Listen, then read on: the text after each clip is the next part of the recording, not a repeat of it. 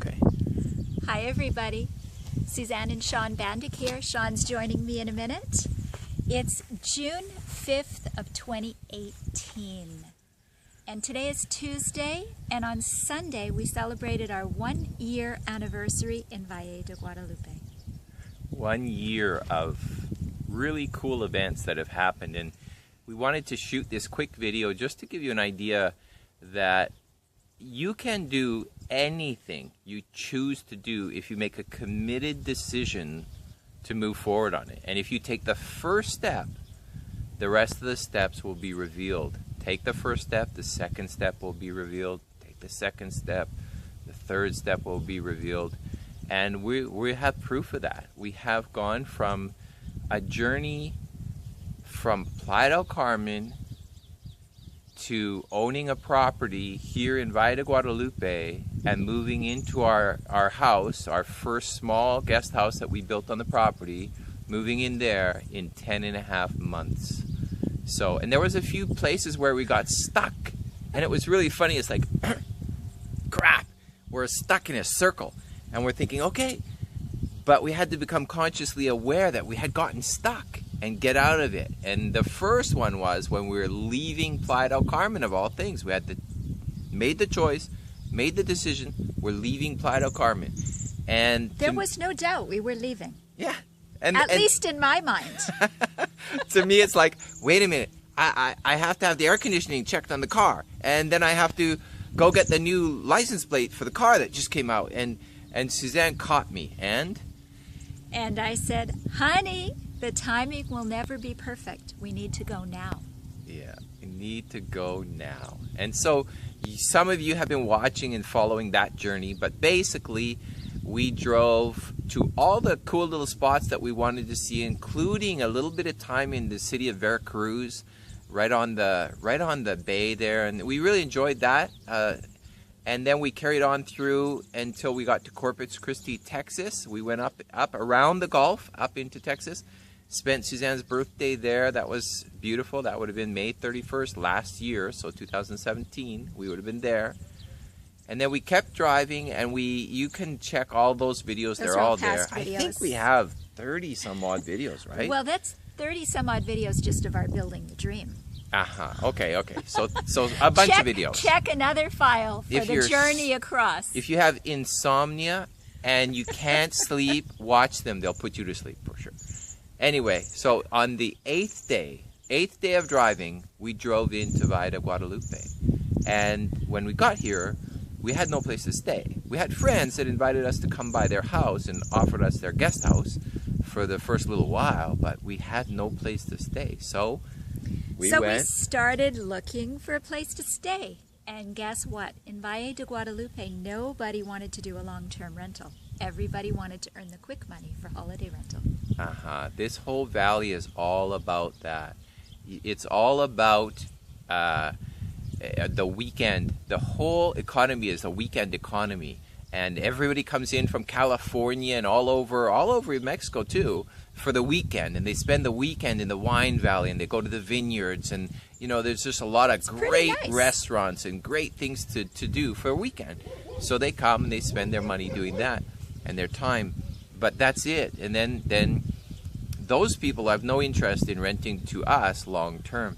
So eventually our friends said to us, look, we're having fun together and we seem pretty compatible. So they gave us their guest house for some time, and so we enjoyed that. We lived in that dome house during the time while we got ready, and we send much gratitude. Yeah, absolutely. And we looked and searched and looked, and so now then, we had to break out of the getting ready stage, because we're in Playa del Carmen getting ready and everything every day. One more day, getting ready. And we had to break out. We got stuck. We had to break out. Yeah, get out of that.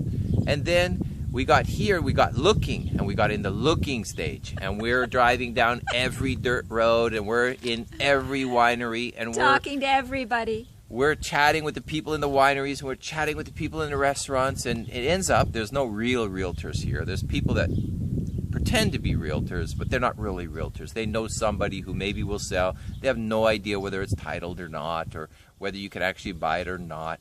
So I was doing a lot of the background checks myself.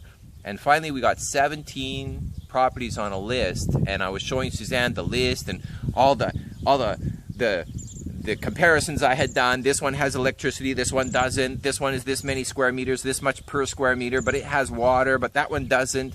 And this one, you know, some didn't even have roads to them. And we got stuck in the looking stage. Now we're in another circle. We're looking. We're talking about it. Suzanne says, we're stuck again. Right? Let's make the decision to buy. And then what happened, Sean? Yeah. So, it was funny. So we decide, okay, of these 17 properties, this one's the best. I love it. It has beautiful view. It's behind the Santo Tomas winery. Let's buy this one. Okay, that's it. We made a decision to buy. We're going to buy. So we slayed a meeting with the seller, and at about the same time as that happened, we're hearing a pounding on the lot next door to my friend's house, and somebody's pounding in a for sale sign. And we're like, oh, wow. We have a meeting with this lot seller, and the lot seller ends up, he can't really sell it to us. They don't have proper subdivision permits. These are all things you would think are normal. Well, they're not normal. They're not normal here in Mexico. So they don't have the permit to do it. They're going to sell it to you, and they're going to take your money, and they're going to give you a piece of paper that said they sold it to you, but you won't ever have title, and may never have title on that. So that one fell through. At the same time, because we made the decision to buy, we broke out of the I'm in the looking stage, and we bought the lot next door. Now what happened? Well, weren't we smart to figure out we were still in the looking stage and we need to move to the buying stage? yeah. We got that figured out. Yeah, good thing. It only took a few months.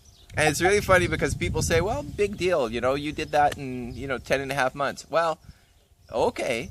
But here in Mexico... But not just the buying, the building. Yeah, you don't just go buy something. You don't want to go down to the bank and they're going to give you a mortgage. You're going to buy something. No, if you decide you're going to buy something, you better liquidate as much stuff as you have, because you have to pay for everything cash.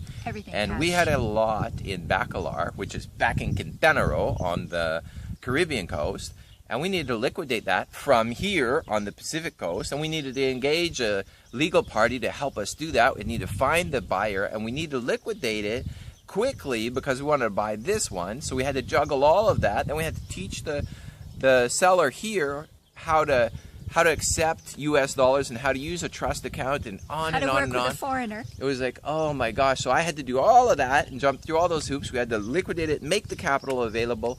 And when we finally did that, we got the purchase of the lot. Then we had to go back to our research of all our builders and find all the builders. We had 3 or 4 builders that we knew. We went and interviewed them again, second time around, found the builder. First one started, he crapped out. Within a couple of weeks, nice I could look around and I could see that, oh my gosh, not even a vapor barrier under the house. No idea what he was doing. So it was like, okay, thank you very much. Have a good Christmas. Here's some money. Goodbye. And we started over again with the second choice builder.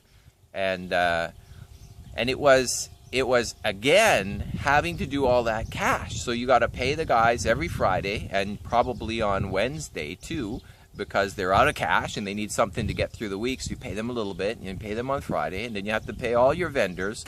There's no cash, no credit card, no holding. Sorry, there's no credit. You have to do everything cash.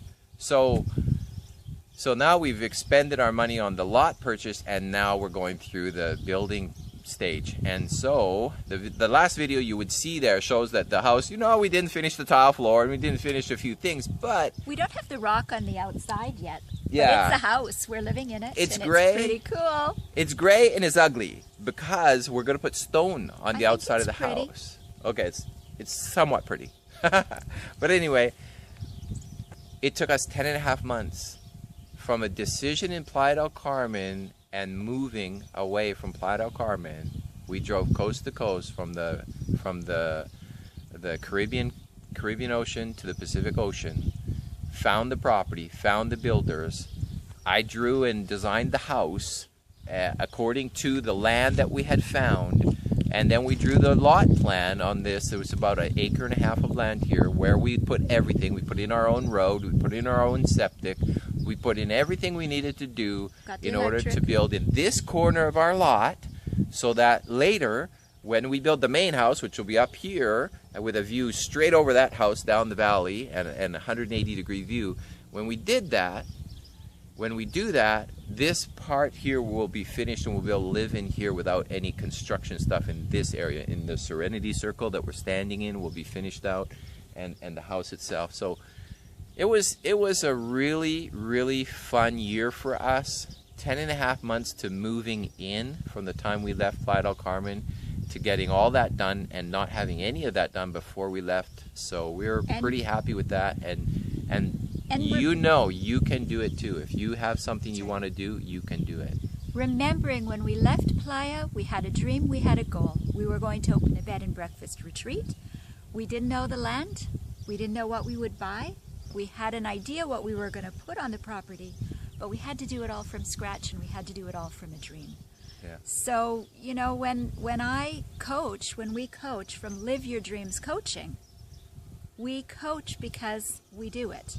And that's the biggest thing. I've always said, you can talk about it or you can do it. And you can say, follow my example because I know it can be done. Exactly. Right? Exactly. So don't get stuck. If you're feeling stuck, you don't have any movement in your life, just ask yourself, what is it you're stuck on? What is your belief right now? And push yourself out of that, and suddenly doors will open. The next door will open for you. So wait till you see what we're working on next. Tune in a year. No, just teasing. We're going to give you more videos in between because we've got some dome houses to build now because we've got Canadians building igloos in Mexico. Okay, guys. Thanks for joining us. Bye for now. Thanks, everybody.